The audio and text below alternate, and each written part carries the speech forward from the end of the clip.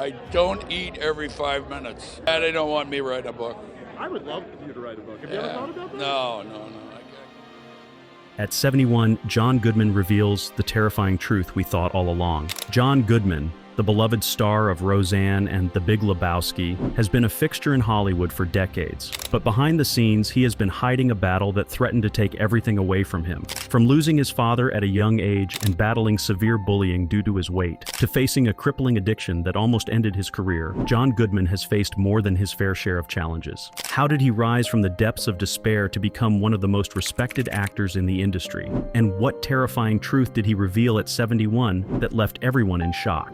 Discover the true story behind the laughter and the man who fought against all odds to find his place in Hollywood. Early life and challenges. Born in Afton, Missouri in 1952, he faced the loss of his father at a very young age. This left him feeling lonely and withdrawn, especially when his older brother went off to college. He also struggled with being bullied in school because of his weight, which made him feel even more isolated. But John wasn't just a kid who faced difficulties. He had hidden talents and interests that would eventually shape his life. He loved listening to the radio, reading comic books, and even dabbling in theater during high school. His older brother Leslie played a significant role in introducing him to the world of comedy and music, which sparked a lifelong passion for performing. After graduating high school, John took a break from studying, but he soon earned a football scholarship to Missouri State University, where he planned to continue his athletic pursuits. Unfortunately, an injury ended his football dreams before he even had a chance to play on the field, discovering a new passion. But instead of giving up, John found a new passion in the university's drama program. He discovered a love for acting and quickly immersed himself in the world of theater. He even had the chance to study alongside future Hollywood stars Kathleen Turner and Tess Harper, forming friendships that would last a lifetime. John's dedication to his newfound passion paid off, and he graduated with a Bachelor of Fine Arts degree in 1975. His alma mater recognized his achievements years later, awarding him an honorary doctorate in humane letters in 2013. It was a proud moment for John, a symbol of how far he had come from the shy and lonely boy he once was. After graduating from college, John Goodman packed his bags and headed for the big city, New York City. With a little help from his brother, he found a small apartment in Hell's Kitchen, right near the theater district. He tried to make ends meet by working as a bartender and waiter, but it wasn't easy. Breaking into the industry, but John didn't give up on his dreams. He started doing voiceovers, commercials, and even performing in plays. He even landed a gig in a famous TV commercial for Men in Skin Bracer, where he slapped himself and said the funny line, "Thanks, I needed that." John kept working hard, acting in off-Broadway shows and dinner theaters. It wasn't glamorous, but it was a way for him to practice his craft and get his name out there, and all that hard work eventually paid off. In the early 1980s, he started getting small roles in movies, taking his first steps toward becoming a Hollywood star. First film and rising stardom. In 1983, John Goodman, a fresh-faced actor with a passion for his craft, found himself in Laredo, Texas, on the set of his very first movie, Eddie Macon's Run. He had taken a chance, moving to New York City in 1975 to pursue his acting dreams, working in dinner theater, children's theater, and even off-Broadway productions to stay afloat. This opportunity in Laredo was a major step up for him, a chance to be part of a real Hollywood production with established stars like John Schneider and Kirk Douglas. The movie, produced by Martin Bregman, was an action thriller about an escaped convict on the run. Goodman, alongside his fellow theater colleagues Dan Florek and J.T. Walsh,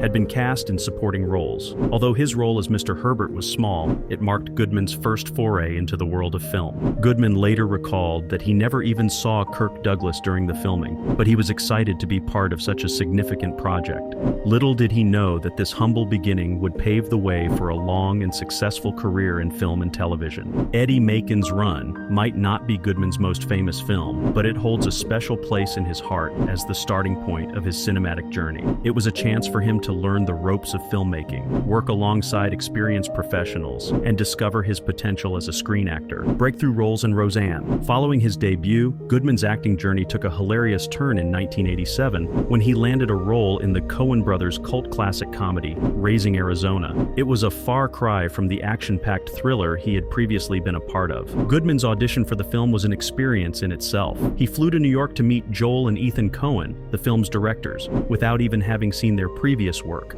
Blood simple, but he quickly found himself in stitches, laughing and goofing around with the brothers for almost an hour. The casting room was filled with laughter and good vibes, and Goodman knew he had found a special project. Even if he hadn't gotten the part, Goodman said, he would have been happy just to have spent that time with the Coen brothers. Their writing was brilliant, and their sense of humor was right up his alley. Raising Arizona was a turning point in Goodman's career. It solidified his reputation as a talented comedic actor and opened doors for him in Hollywood. But more importantly, it was a project that he genuinely enjoyed working on. He had a blast playing Gale Snotes, one of the hilarious escaped convicts who helped Nicolas Cage's character, Hawaii, kidnap a baby. The film's success, both critically and commercially, was the icing on the cake for Goodman. Then he joined the cast of the hit sitcom Roseanne in 1988. He already knew Roseanne Barr from their days filming commercials for Pizza Hut, but this was their first time working together on a major project. John was drawn to the show because it felt familiar to him. Growing up in the Midwest with a modest upbringing, he could relate to the working-class family portrayed in the sitcom. The chemistry between him and Roseanne was undeniable, and he knew right away that he had landed the role of Dan Connor, Roseanne's husband. For John, Roseanne was a welcome change of pace. He had been living out of a suitcase for years, traveling from job to job, and this role offered him the stability of staying in one place for a while. The cast and crew were like a family, always making each other laugh and creating a fun and supportive atmosphere on set. John's main goal on set was to make Roseanne laugh so hard that she'd pee her pants. He and the rest of the cast would team up to try and crack her up, making for a hilarious and enjoyable working environment. However, sitcom acting was a different style than what John was used to. It was more formulaic and predictable, which he tried to resist as much as possible. He wanted to find new ways to make his character interesting and relatable within the constraints of the format. In 2018, the Roseanne revival, now called The Connors, brought John Goodman back to the familiar role of Dan Connor. This unexpected return was sparked by a conversation with Sarah Gilbert, who played Darlene on the original show. She asked John if he'd be interested in a revival, and he immediately said yes. The memories of working on Roseanne came flooding back, mostly the good ones. John missed the camaraderie and the laughter, and he was eager to reunite with his former castmates. The revival was a success, lasting for several seasons and rekindling the love for the Connor family among viewers. But before The Connors, John's career had already taken him to new heights. In 1990, he starred in the horror comedy Arachnophobia, playing a quirky exterminator who battles a deadly spider infestation. John's involvement in Arachnophobia was a result of his growing connections in Hollywood. He found himself hanging out at Steven Spielberg's production company, Amblin Entertainment, rubbing elbows with some of the biggest names in the industry.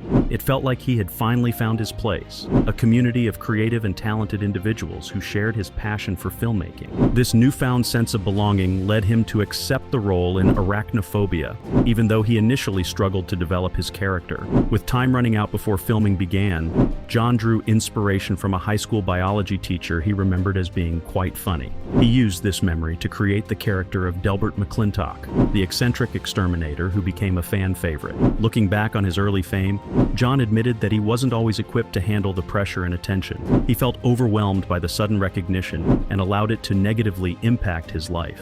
It's a common struggle for many celebrities, as the weight of fame can be a heavy burden, but John's honesty about his struggles is refreshing and relatable. He acknowledged that he could have handled things better and that he was ill-prepared for the challenges that came with success. In 1991, John Goodman took on a fiery role in the Coen brothers' film Barton Fink. He played Charlie Meadows, a friendly but mysterious insurance salesman who becomes the neighbor of the struggling writer Barton Fink. The character of Charlie was a far cry from the lovable Dan Connor. One of the most memorable scenes in the film involved a raging fire in a hotel hallway, with Goodman's character fully engulfed in flames. While it might look terrifying on screen, Goodman later revealed that he was well protected during the filming. He was covered in a special fireproof goo, and the hallway was lit up to ensure his safety. However, the sight of her husband engulfed in flames wasn't exactly comforting for Goodman's pregnant wife, who visited the set one day and wasn't too thrilled about the stunt. Interestingly, both Goodman's wife and John Turturro's wife were pregnant at the same time during the filming. Goodman even joked about being a macho boy and a stunt boy, willing to take on any challenge that came his way. Despite the heat and the flames, he saw it as a thrilling experience. But the relationship between Goodman and John Turturro, who played the titular character Barton Fink, was a bit more distant. For reasons Goodman himself didn't fully understand, they kept their distance during filming. Despite the distance between them, Goodman's performance in Barton Fink was powerful and memorable. His portrayal of the enigmatic Charlie Meadows added a layer of mystery and intrigue to the film. It was a role that showcased his versatility as an actor and his ability to delve into the darker side of human nature. In 1998, John Goodman joined the cast of The Big Lebowski, a quirky comedy by the Coen brothers that would become a cult classic. He played Walter Sobchak, a Vietnam veteran and bowling enthusiast with a short fuse and a penchant for dramatic outbursts. From the moment he read the script, Goodman knew he was in for a treat. The humor was offbeat and hilarious, and he immediately fell in love with his character Walter, despite his sometimes prickly personality. He felt like he understood the character instinctively, and the role just evolved naturally for him. The film's rehearsal process was a godsend for Goodman, as it allowed him to explore the character further and develop his comedic timing. Although the dialogue was tightly scripted, the delivery felt so natural that many viewers assumed the actors were improvising. One of the most memorable scenes in the film involved Goodman shouting obscenities at the top of his lungs in a quiet neighborhood at 3 in the morning. Initially, this made Goodman uncomfortable, but he eventually embraced the absurdity of the situation and had a blast filming it. He even got to smash up a Corvette with a crowbar, which he described as a surprisingly enjoyable experience. The Big Lebowski wasn't a massive box office hit when it was first released, but it quickly gained a cult following and is now considered a beloved classic. In 2001, John Goodman's voice took center stage in the animated hit Monsters, Inc. He played James P. Sullivan, or Sully, a big furry monster who worked as a professional scarer. But before he stepped into the recording booth, John had no idea just how huge this movie would become. John had been doing voice acting for animated projects since his wife got pregnant. His first experience was with Steven Spielberg, who directed him remotely for a show about dinosaurs in New York City. John loved the flexibility of voice acting, as it allowed him to stay close to home while still being part of exciting projects. When John met John Lasseter, the head of Pixar, he knew he had found a special place. The Pixar team was like a big family, and John felt right at home. It was during the making of Monsters, Inc. that Billy Crystal, who voiced Mike Wazowski, suggested they record their lines together. This was a game changer, as the energy between them skyrocketed, and the characters came to life in a whole new way. The Pixar team was also incredibly creative and innovative. They showed John and Billy the progress of the animation, and it was mind-blowing. But what's even more interesting is that they actually made the movie twice. They filmed it once, didn't like it, and then started over from scratch. But even with all the changes, they always made sure to keep the heart of the story and the characters true to their original vision. John's character, Sully, was a big, tough monster on the outside, but he had a soft spot for Boo, the little human girl who accidentally entered the monster world. It was John's job to bring out both Sully's intimidating and caring sides, a challenge he embraced with his usual talent and charisma. Monsters, Inc. was a huge success, becoming one of Pixar's most beloved films. John Goodman's portrayal of Sully was a major part of that success. His voice acting brought depth and emotion to the character, making him both funny and heartwarming. It was a role that would forever be associated with John Goodman. In 2012, John Goodman starred in the thrilling historical drama Argo, playing the role of John Chambers, a legendary Hollywood makeup artist who gets involved in a secret CIA mission to rescue American hostages in Iran. Goodman had to meet with the movie's director, Ben Affleck, who was also a pretty smart guy, to discuss the role. Even though the script was awesome, Ben was in a hurry to start filming, so the audition process was a bit rushed. Goodman was impressed by Affleck's passion and energy while directing. He was always moving around and really into the scenes, but he had to tone it down a bit when he was on camera. It's funny how some people are different on and off camera, isn't it? While working on Argo, John Goodman had the chance to meet Alan Arkin, another amazing actor who became a good friend and Scrabble partner. Goodman really looked up to Arkin, who was not only smart and funny, but also gave him helpful advice about acting. Goodman's performance as John Chambers was based on what he read in the script. He didn't know much about the real John Chambers until after the movie was finished. It's interesting how actors can bring a character to life even without knowing a lot about the real person they're playing. But here's a funny coincidence. After the movie came out, Goodman met a friend of John Chambers, who asked him how he managed to imitate Chambers' limp. Goodman hadn't even realized he was limping, but he had recently had 2 knee replacements, so maybe that's where it came from. It's a strange and funny twist that shows how sometimes life imitates art in unexpected ways. In 2013, 2013, John Goodman's talents were showcased in the Coen brothers' critically acclaimed film Inside Llewyn Davis. He played Roland Turner, a jazz musician with a larger-than-life personality and a penchant for outrageous behavior. This role was a departure from his typical comedic characters, allowing Goodman to explore a more dramatic and complex side of his acting abilities. Goodman recalled receiving a call from Ethan Coen, one of the film's directors, who playfully referred to him as Madman, a nod to his previous collaboration with them in Barton Fink. The script for Inside Llewyn Davis resonated with Goodman immediately, and he was drawn to the character of Roland Turner. The character's quirky personality and unique mannerisms, including a funny haircut reminiscent of Julius Caesar, were all present in the script. Goodman embraced these details, adding his own flair and interpretation to create a memorable and captivating character. Goodman enjoyed working with his talented co-star Oscar Isaac, who played the lead role of Llewyn Davis. Isaac's dedication to his craft and his natural talent impressed Goodman, who found him to be a supportive and enjoyable collaborator. Isaac's performance, which seemed effortless and graceful, inspired Goodman to elevate his own performance. In 2019, John Goodman stepped into the wild world of The Righteous Gemstones, a raucous comedy series created by Danny McBride. He plays Eli Gemstone, the patriarch of a dysfunctional televangelist family, a role that's both hilarious and surprisingly heartfelt. Working with Danny McBride and the rest of the talented team behind The Righteous Gemstones has been a wild ride for Goodman. He's constantly challenged to keep a straight face during filming, as McBride's comedic genius often leads to impromptu laughter on set. It's a testament to the show's creators, Jody Hill, David Gordon Green, and Danny McBride, that they've fostered such a fun and collaborative atmosphere. For Goodman, the first season was particularly challenging, as his character was grieving the loss of his wife. He had to balance the humor with the emotional weight of the storyline, a task he tackled with his usual grace and skill. Throughout the series, Goodman often finds himself playing the straight man, grounding the over-the-top antics of his co-stars in a sense of reality.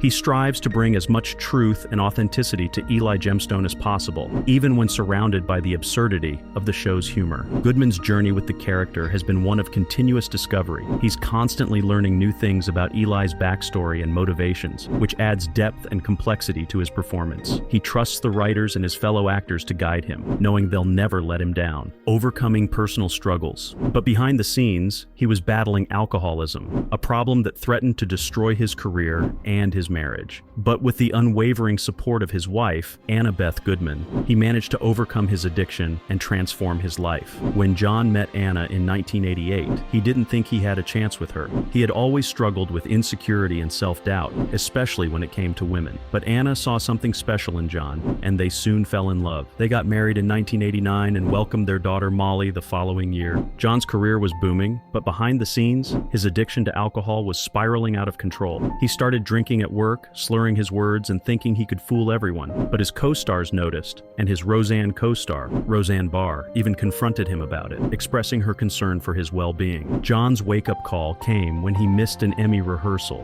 because he was too drunk. He called his wife, who he jokingly compared to the Gestapo, and admitted he needed help. Anna stepped up and found him a treatment center, where he began his journey to sobriety. But alcoholism wasn't John's only struggle. He had also been battling weight issues for years, reaching a peak of almost 400 pounds. The combination of his work schedule and his drinking habits made it difficult for him to maintain a healthy lifestyle. Career resurgence. After getting sober, John finally had the clarity and energy to focus on his health. He hired a personal trainer and started exercising regularly, eventually losing over 200 pounds. This dramatic transformation not only improved his physical health, but also his overall well-being. John credits his wife, Anna, for being his rock during this challenging time. She supported him through thick and thin, helping him get the help he needed and encouraging him to make healthier choices. Their marriage has stood the test of time, thanks in part to their mutual support and understanding. John's sobriety has also changed his perspective on life. He no longer uses alcohol as a crutch and feels more in control of his emotions and actions. He's grateful for the second chance he's been given and is determined to live a healthier and happier life with his family.